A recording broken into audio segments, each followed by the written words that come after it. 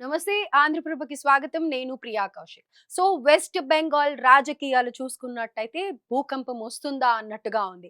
Exit polls అన్నీ కూడా exact poles కాకపోయినప్పటికీ బీజేపీయే గెలుస్తుంది అని చెప్పేసి అంటూ ఉన్నారు. అయితే టీఎంసీ మమతా బెనర్జీ పార్టీ మాత్రం ఇంకా మాయమైపోతుంది అని అంటున్నారు. ఏంటి నిజంగా ఎగ్జిట్ పోల్స్ కరెక్టేనా?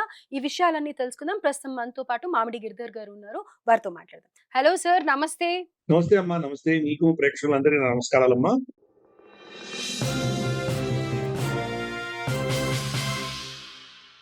సార్, సో మనం లాస్ట్ టైమ్ కూడా ఎగ్జిట్ పోల్స్ చూసుకున్నట్టయితే ఆఫ్‌కోర్స్ చాలా రేర్‌గా కరెక్ట్‌గా ఉంటాయి.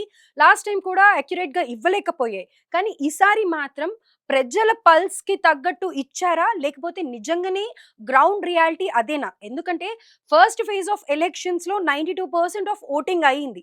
అండ్ నౌ ఇప్పుడు 91% ఆఫ్ ఓటింగ్ అయింది. అండ్ కోల్‌కత్తాలో ఎస్పెషల్లీ 82% ఆఫ్ ఓటింగ్ అయింది. ఎలా చూడాలంటారు దీన్ని? బీజేపీ వచ్చే ఛాన్సెస్ ఉన్నాయంటారా? లేకపోతే టఫ్ ఫైట్ ఉండబోతోందా? అంటే ఇది చాలా ఏ ఇంతటి వైవిధ్యం ఉన్నటువంటి స్టేట్ ఏదైతే ఉందో బెంగాల్.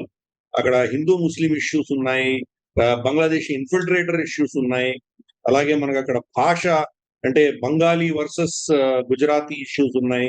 ఆహ్, మచిలీ చేపలు vegetarian versus non vegetarian issues ఉన్నాయి.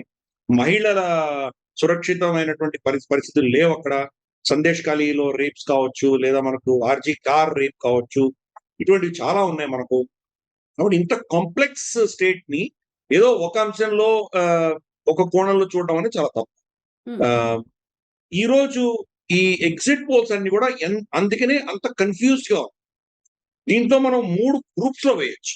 ఒక గ్రూప్ ఏమో తృణమూల్ కాంగ్రెసే గవర్నమెంట్ ఫార్మ్ చేస్తోందని చాలా క్లియర్‌గా చెప్తున్నారు. రెండవ గ్రూప్ ఏమో లేదు లేదు బీజేపీయే ఫార్మ్ చేస్తోందని రెండో గ్రూప్ చాలా క్లియర్‌గా చెప్తున్నారు. మూడో గ్రూప్ ఏమో ఇద్దరిలో ఎవరైనా ఫార్మ్ చేయొచ్చని తటస్థంగా వదిలేశారు. హ్మ్. 138-148 అంట. 147 మనకు ఫార్మ్ చేసే మిడ్ పాయింట్. హ్మ్. అంటే 138-148 అంటే వాళ్ళు గవర్నమెంట్ ఫార్మ్ చేయలేకపోవచ్చు, లేదా చేసినా చేయొచ్చు. అంటే మాకు తెలీదు అని చెప్తున్నారు. చేతులు ఎత్తేసారు లిటరల్. హ్మ్. గతసారి ఎగ్జిట్ పోల్స్‌లో కూడా మనం చూస్తే గనక తృణమూల్ కాంగ్రెస్‌కి చాలా తక్కువ ఇచ్చారు. తక్కువ నంబర్స్ ఇచ్చినా గాని వాళ్ళు 200 పైచిలకు వాళ్ళకు ఓట్లొచ్చినాయి లాస్ట్ టైమ్. సీట్లొచ్చినాయి వాళ్ళకి తృణమూల్ కాంగ్రెస్‌కి. ఓకే. బీజేపీకి 100 పైచిలకు వాళ్ళకు సీట్లిచ్చా అప్పుడు ఎగ్జిట్ పోల్స్ ఇస్తే 77కే పరిమితమయ్యారు. 77కే ఆవిడ పరిమితం. సో, కాబట్టి ఎగ్జిట్ పోల్స్ అనేది చాలా కన్‌ఫ్యూజన్ స్టేట్‌లో ఉన్నారు. దీంట్లో కీలకంగా ప్రాబ్లమ్ ఎక్కడొస్తోందంటే, ఓట్ షేర్‌ని రమారమి వీళ్ళు చెప్పగలుగుతున్నారు గానీ, ఒక 0.5% అటు ఇటు మార్జిన్ ఆఫ్ ఎర్రర్ ఉంటుంది. 1% 1-1.5% మార్జిన్ ఆఫ్ ఎర్రర్ ఉంటుంది. దానికి దగ్గరగానే వాళ్ళు చెప్పగలుగుతారు. మోర్ ఆర్ లెస్ చెప్పగలుగుతారు. ప్రాబ్లమ్ ఎక్కడొస్తుందంటే, ఈ ఓట్ షేర్‌ని సీట్స్‌గా కన్వర్ట్ చేయడంలో ప్రాబ్లమ్స్ వస్తాయి. ఓకే. ఆ కన్వర్షన్స్‌లో మనకు పోతుంది. ఫర్ ఇన్‌స్టెన్స్ ఓట్ షేర్ పెరిగిందనుకుందాం ఒక దగ్గర. హ్మ్. పెరిగినందువల్ల సీట్లేం పెరగకపోవచ్చు. ఇన్‌ఫాక్ట్ సీట్లు తగ్గినా మనం ఆశ్చర్యపడక్కర్లేదు. ఆ డైనమిక్స్ అలా ఉన్నాయి. ఎందుకంటే మన ఎలక్షన్స్ అన్నది first man pass the post. ఒక ఓటు ఎవరికి ఎక్కువొస్తే వాళ్ళు గెలిచినట్టు మనం నిర్ధారిస్తున్నాం కాబట్టి. ఫర్ ఇన్‌స్టెన్స్ ఇప్పుడు మనకు ఎంఐఎం ఆహ్, హైదరాబాద్ ఎగ్జాంపుల్ తీసుకుందాం. వాళ్ళకి 7 సీట్లొస్తాయి హైదరాబాద్. ఓకే. వాళ్ళ ఓట్ షేర్ పెరిగిందనుకుందాం. హ్మ్. ఇంకో 3%, 4% పెరిగిందనుకుందాం. వాళ్ళకొచ్చేవి 7 సీట్లే. 7 సీట్లేమి పెరగవు. మిగతా మనకు మహబూబ్ నగరు, కరీంనగరు, తర్వాత మనకు వరంగల్ ఇక్కడేమో సీట్లు రావు. ఏ వాళ్ళ పర్సెంటేజ్ పెరిగినా గాని గూడా అంటే గతంలో 1,00,000 ఓట్లలో గెలిచేవాళ్ళు ఇప్పుడు 1,50,000 ఓట్లు గెలుస్తున్నారు. ఓకే. గెలవడం అంతేనే. ఓట్ షేర్ పెరిగినంత మాత్రం వాళ్ళు సీట్ కన్వర్షన్ అవ్వకపోవచ్చు. అందుకని ఒక ఎగ్జాంపుల్ ఇచ్చాను. ఈ సెఫాలజిస్ట్స్ ఈ పోల్ ప్రిడిక్షన్ చేసే వాళ్ళందరూ గూడాను ఇక్కడ దెబ్బతింటున్నారు. వాళ్ళు దాన్ని ఎగ్జాక్ట్‌గా ప్రిడిక్ట్ చేయలేకపోతున్నారు. అందుకని ఈ ఎలక్షన్స్ కూడా ఎవరు గవర్నమెంట్ ఫార్మ్ చేస్తారు అన్నది నిర్దిష్టంగా ఏ సర్వే కూడా చెప్పట్లేదు. అందరూ కన్‌ఫ్యూజన్‌లో ఉన్నారు. ఇదే పరిస్థితి ఈవెన్ తమిళనాడులో కూడా అదే ఉంది పరిస్థితి. తమిళనాడులో కూడా ఒక ఒక పోల్ ఏమో జేవీసీ ఏమో ఏఐడీఎంకే ఫార్మ్ చేస్తోందంటారు. ఇంకోటేమో యాక్సిస్ పోల్ ఏమో విజయ్ ఫార్మ్ చేస్తున్నాడంటారు. ఇంకా మిగతా సర్వేలేమో డీఎంకే చెప్తోంది. అందుకని ఈ 2 స్టేట్స్ వెస్ట్ బెంగాల్ కానీ, తమిళనాడు గాని ఈ కన్‌ఫ్యూజన్ మనం చూస్తున్నాం మనము. పోల్‌స్టర్స్ చెప్పలేకపోతున్నారు ఏమవుతుందో. తమిళనాడు ఒక తర్వాత దాని గురించి అది అది వేరే విషయం అయినా గాని కూడా, బెంగాల్‌లో ఉన్నటువంటి కీలకమైనటువంటి అంశం ఏంటంటే, ఈ సర్వేలు ఎవరైతే చేస్తున్నారో, ఎగ్జిట్ పోల్ సర్వే చేస్తున్న వాళ్ళు హ్మ్. ఓటేసి బయటికొచ్చిన వాళ్ళని మీరు ఎవరికి ఓటేశారు అని కానీ, లేదా డైరెక్ట్‌గా అడగకపోయినా ఎవరు గెలుస్తున్నారు అని అడిగిన ప్రశ్నలకు సమాధానం 60% మంది ఇవ్వలేదు. ఓకే. నార్మల్‌గా ఇటువంటి సర్వేస్‌లో అంతా ఏమవుతుందంటే, ఓ 10% నుంచి 15% మేము ఆన్సర్ ఇవ్వమంటారు. హ్మ్. కానీ రమా 80-90% చెప్పేస్తారు. మేము పలాన్ని ఓటేసామని చెప్పేస్తారు. కాబట్టి అది ప్రిడిక్ట్ చేయడం చాలా సునాయాసంగా చేయొచ్చు ప్రిడిక్షన్. కానీ ఇక్కడ 60% మేము ఎవరికి ఓటేసామో చెప్పట్లేదు. ఓకే. అటువంటి పరిస్థితులలో దేని ఆధారంగా వీళ్ళు రిజల్ట్స్ ఇస్తున్నారు వాళ్ళు? జస్ట్ 40% మా ఓటేసిన వాళ్ళు మాత్రమే చెప్పిన వాళ్ళ ఆధారంగా మీరెలా నిర్ణయించగలరు? మిగతా 60% ఎవరికి ఓటేసారో మీకెలా తెలుసు? ఓకే. కాబట్టి ఈ సర్వే, ఈ ఎగ్జిట్ పోల్స్ అన్నవి ఆ యొక్క మేజర్ ప్రాబ్లమ్ తోటి అవి కరెక్ట్‌గా లేక మనం కరెక్ట్ అని చెప్పలేనటువంటి పరిస్థితిలో ఈరోజు ఉన్నాం. ఫర్ ఇన్‌స్టెన్స్ ఈ 40%లో మేము తృణమూల్‌కి మాత్రమే వేస్తామన్న వాళ్ళు ఏమైనా గాని తృణమూల్‌కే వేసేవాళ్ళుంటారు. అలాగే బీజేపీ. బీజేపీ గెలిచినా, ఓడిపోయినా బీజేపీకే ఓటేస్తామన్న వాళ్ళు వాళ్ళ సర్వేలు చెప్తారు. అందుకని వీళ్ళిద్దరూ సమానంగా ఉన్నారు కాబట్టి ఇగో ఈ రిజల్ట్స్ ఇలా వస్తున్నాయి. నిర్దిష్టంగా చెప్పలేనటువంటి పరిస్థితి. రెండవది చాలా కీలకంగా ఒక అంశం ఏంటంటే, ఎలక్షన్స్ అయిన అర్ధగంటలో వీళ్ళు అనౌన్స్ చేసేసారు. హ్మ్. రెండో ఫేజ్ ఇస్తామన్నారు. అవును. మొదటి ఫేజ్ ఎలక్షన్‌లో మనకు తెలుసు. మొదటి ఫేజ్ ఎలక్షన్ చాలా టైం ఉంది కాబట్టి డేటా కొల్లెక్ట్ చేసుకోగలిగారు. దాన్ని అనలైజ్ చేసుకోగలిగారు. ఇవన్నీ ఆప్షన్స్ ఉండేవి. సెకండ్ ఫేజ్ వచ్చేసరికి సెకండ్ ఫేజ్ ఓటింగ్ అయిపోయిన అర్ధగంటల్లో మీరు ఎగ్జిట్ పోల్స్ అనౌన్స్ చేసేసారు. ఆ డేటా కొల్లేషన్ అవ్వాలి. దాన్ని అనలైజ్ చేయాలి. అనామలీస్ ఏమైనా ఉన్నాయా? దీంట్లో అబ్నార్మాలిటీస్ ఏమైనా ఉన్నాయా? దాన్ని ఈ డిఫరెంట్ లేయర్స్‌లో దాన్ని కట్ చేయడము. అంటే Muslim voters, women voters, Dalit voters, educated, non educated, ah, local Bengalis, వేరే రాష్ట్రాల నుంచి వచ్చి సెటిల్ అయిన వాళ్ళు. విభిన్న కోణాల్లో దాన్ని బైఫర్కేట్ చేసి దాన్ని అనలైజ్ చేసిన తర్వాతే మీరు చెప్పగలరు. అర్ధగంటలో మీరు ఎలా చెప్పగలుగుతున్నారు? రైట్. కాబట్టి అయితే హ్మ్. ఇన్ని కన్‌ఫ్యూషన్స్ ఉన్నాయి. అయితే ఇక్కడ సరే ఎగ్జిట్ పోల్స్ అవన్నీ పక్కన పెడితే Mamata Banerjee is a strong leader. అవునా? ఇప్పుడు బీజేపీ అనగానే ప్రతి ఒక్కళ్ళు చూసేది మోడీ గారిని. కానీ అక్కడ వెస్ట్ బెంగాల్‌లో గ్రౌండ్ రియాలిటీ చూస్తే బీజేపీ గెలిచే ఛాన్సెస్ ఉన్నాయని అంటారా? తప్పకుండా ఉన్నాయమ్మా. తప్పకుండా ఉన్నాయి. నేను లేదనట్లేదు నేను. అందుకని చెప్తున్నా గదా! బెంగాల్ అనేది ఒక toss up state. Toss up state అంటే దాని అర్థం ఏంటంటే ఎవరైనా ప్రభుత్వాన్ని ఫార్మ్ చేయొచ్చు. ఓకే. లేదా హంగ్ అసెంబ్లీ గూడా అవ్వచ్చు. ఆ! అది కూడా పేరు వినిపిస్తోంది. ఆ! ఇద్దరికీ మెజారిటీ రాకుండా తటస్థంగా ఉండొచ్చు. హ్మ్. అప్పుడు 5, 6 సీట్లొచ్చిన పార్టీలు చక్రం తిప్పొచ్చు. For okay. Instance communist party CPM తర్వాత కాంగ్రెస్‌కి కొన్ని సీట్లొచ్చేటువంటి అవకాశాలు. హ్మ్.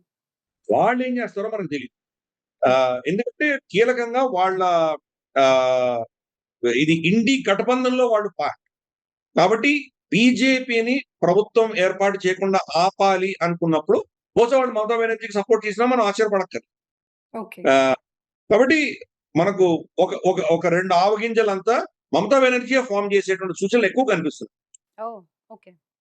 ఈ సపోజ్ హంగ్ అసెంబ్లీ వస్తే గనుక మమతా బెనర్జీ ఫార్మ్ చేసేటువంటి అవకాశాలే ఎక్కువున్నాయి. హ్మ్. బట్ ఈ బీజేపీ జగర్నాట్ చూసాం గదా! బీజేపీ గతంలో మనం చూసాం. గోవాలో గావచ్చు, ఇతరత్ర చాలా రాష్ట్రాల్లో వాళ్ళకి తక్కువ సీట్లొచ్చినా వాళ్ళు గవర్నమెంట్ ఫార్మ్ చేసేయగలరు.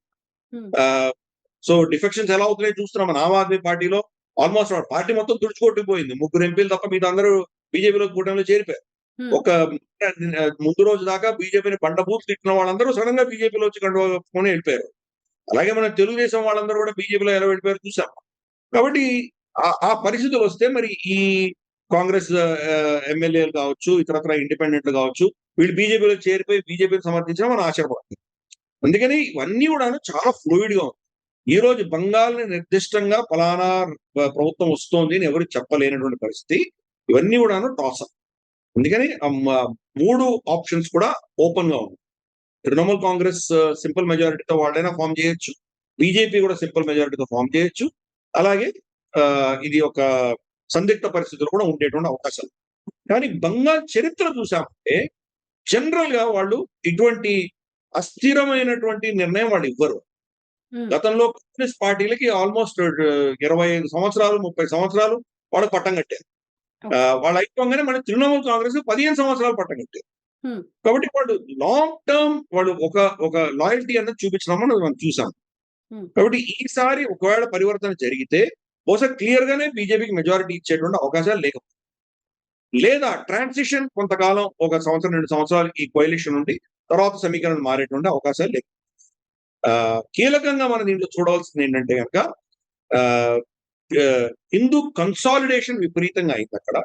ఓకే. ముస్లిం ఓట్‌లో స్ప్లిట్ మనకు కనిపిస్తుంది. సిపిఎం తర్వాత సిపిఎం సపోర్టింగ్ పార్టీ ఒకటి లోకల్ ముస్లిం పార్టీ ఒకటుంది. వాళ్ళు కొంత తృణమూల్ కాంగ్రెస్ నుంచి కొంత దీన్నేమంటారంటే మన ముస్లిం ఓట్‌ని తీసుకున్నట్టు మనకు తెలుస్తుంది. కొన్ని ప్రాంతాల్లో మాల్డా లాంటి ప్రాంతాల్లో కాంగ్రెస్ కూడా ముస్లిం ఓట్స్ తీసుకుంటారు. అందుకని ఆహ్, గతంలో ఆల్‌మోస్ట్ 95% ఓట్స్ అన్ని కూడా టీఎంసీకి వెళ్ళినటువంటి ఓట్స్ ఈరోజు బహుశా దాంట్లో కొంత తక్కువ ఓట్లు పడేటువంటి ఆ సూచనలు మనకు కనిపిస్తున్నాయి. బహుశా స్ప్లిట్ అయ్యి మనకు కాంగ్రెస్ తర్వాత కమ్యూనిస్ట్‌కి వెళ్ళేటువంటి అవకాశాలు ఉన్నాయి కొన్ని ప్రాంతాలు. కాబట్టి ఇదంతా కూడా ఏంటంటే చాలా స్పెక్యులేట్. లాస్ట్ టైమ్ 60 సీట్లు రమారమి 10,000 ఓట్ల తేడా కంటే తక్కువలో ఆహ్, గెలిచినటువంటి ఆల్‌మోస్ట్ 60 సీట్లు ఉన్నాయి last time. 10,000 not big deal అక్కడ. వాటిలో కూడా almost more than half of the seats 5,000 కంటే తక్కువ ఉన్నటువంటి మార్జిన్ ఉన్నటువంటి సీట్స్. ఈసారి ఈ సంఖ్య అంటే 5,000 కంటే తక్కువ ఉన్నటువంటి సీట్లు బహుశా ఇంకా 70, 80 సీట్లు దాకా వచ్చేటువంటి అవకాశం. అందుకని మనకు ప్రతి రౌండ్‌లో ఒక రౌండ్‌లో బీజేపీ ముందుండొచ్చు. మరుసటి నెక్స్ట్ రౌండ్‌లో టీఎంసీ ముందర ఉండొచ్చు. ఫైనల్‌గా వచ్చేసరికి 1000 ఓట్లో, 500 ఓట్లతోటో ఎవరో ఒకరు గెలవచ్చు. అందుకని ఇది చాలా క్లోజ్డ్ కాల్ కింద మనం గమనించాలి. ఇంకొన్ని ఇండికేషన్స్ ఏమున్నాయంటే 60% మంది ఎవరికి ఓటేసామో చెప్పలేదు అంటే దాని అర్థం ఏంటి? భయము. హ్మ్. అంటే ఎవరికి ఓటేసామో చెప్తే మాకేమవుతుందో అన్న భయం రూల్ చేస్తోంది అంటే గనక ఆ ప్రభుత్వం పట్ల భయం ఉన్నప్పుడు ప్రభుత్వాన్ని దించే దిశగానే వాళ్ళు ఓట్లేస్తారు. రైట్. కాబట్టి ఆ స్థితిలో చూస్తే గనుక బీజేపీకి ఓట్లు వచ్చేటువంటి అవకాశాలు ఎక్కువ కనిపిస్తాయి. 2 ఇంకొక ఒక ఒక న్యూస్ ఏం వెళ్ళిందంటే మీరు గనక ఓటేయకపోతే మీ పౌరసత్వం తీసేస్తుంది ప్రభుత్వము, కేంద్ర ప్రభుత్వం అన్నటువంటి ఒక భయం సృష్టించారు. హ్మ్. వాళ్ళ సిటిజన్‌షిప్ పోతుంది కాబట్టి మేమొచ్చి ఓటు వేసి తీరాలని అందరూ ఎక్కడెక్కడి నుంచో ఉన్నవాళ్ళు సుదీర్ఘ ప్రాంతాల నుంచి వచ్చి ఓటు వేశారు. బీజేపీకి వ్యతిరేకంగా వేశారు. అనేది ఒక నేరేటివ్ మనకు తృణమూల్ కాంగ్రెస్ చెప్తోంది. హ్మ్. చూడాలి. ఫైనల్‌గా మనం ఓటింగ్ అయిన తర్వాత గాని మనం చెప్పలేము. నిజంగా వాళ్ళు ఎవరికి ఓటేసారో మనకు తెలీదు. ఇంకొక నేరేటివ్స్ ఈ యొక్క వలస కార్మికులు వచ్చి అక్కడ ఓటేయడంలో బీజేపీ పక్షాన చెప్తున్నటువంటి ఆర్గ్యుమెంట్స్ ఏంటంటే ఆహ్, ఇక్కడ ఉద్యోగాలు లేవు.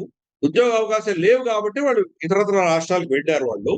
ఇప్పుడు వచ్చి వాళ్ళు మమతా బెనర్జీని దించి మళ్ళీ వాళ్ళ ఉద్యోగాలు వాళ్ళ రాష్ట్రంలోనే రావాలి అని కోరుకుంటూ మమతా బెనర్జీని దించేసి బీజేపీకి ఓటేశారు అని చెప్పేసి ఇంకొక నేరేటివ్ చూస్తున్నాం. ఓకే. ఇవన్నీ ఏంటంటే స్పెక్యులేషన్. అల్టిమేట్‌గా మనకు 4థ్ మే దాకా మనకి చెప్పడం చాలా కష్టం. ఎందుకంటే నేను చెప్పాను కదా! 60% మంది దాన్ని ఏం మాట్లాడలేదు. ఎవరికి ఓటేసారో చెప్పలేదు. సైలెంట్ ఓటర్స్ ఉన్నారు దీంట్లో. RG Kar rape and murder case కావచ్చు. సందేశ్ ఖలీలో పిల్లలు, భర్త ఎదురుగానే వాళ్ళు రోజు వచ్చి రేప్ చేసి వెళ్ళడము. వాళ్ళ కేసులని విత్‌డ్రా చేయమని చెప్పి ఒత్తిడి తీసుకురావడము. ఇవన్నీ కూడా నెగెటివ్‌గా వెళ్ళాయి. ఆర్‌జీ కార్‌లో విక్టిమ్ అమ్మాయి తల్లిని బీజేపీ బరిలో దించడము. ఆవిడ ఆఫ్ కోర్స్ మనకొస్తున్న సూచన ప్రకారం ఆవిడ బంపర్ మెజారిటీతో గెలవబోతోంది. మహిళలలో ఈ అభద్రతా భావం అన్నది చాలా స్పష్టంగా ఈ ఎలక్షన్స్‌లో మనకు కనిపిస్తోంది. అందుకనే ఓటింగ్ పర్సెంట్ పెరిగింది అని చెప్పి ఒక విశ్లేషణ. ఇవన్నీ ఏంటంటే గదా అల్టిమేట్‌గా మనం బాక్సులు తెరిస్తే గాని తెలీదు. తమిళనాడులో చెప్పొచ్చు. 10, 15% మనకు మేమెవరికి ఓటేసామో చెప్పనన్న వాళ్ళుంటారు కాబట్టి 80% ఓటేసిన వాళ్ళ గురించి మనం ఏదో ఒక నిర్ణయానికి రావచ్చు.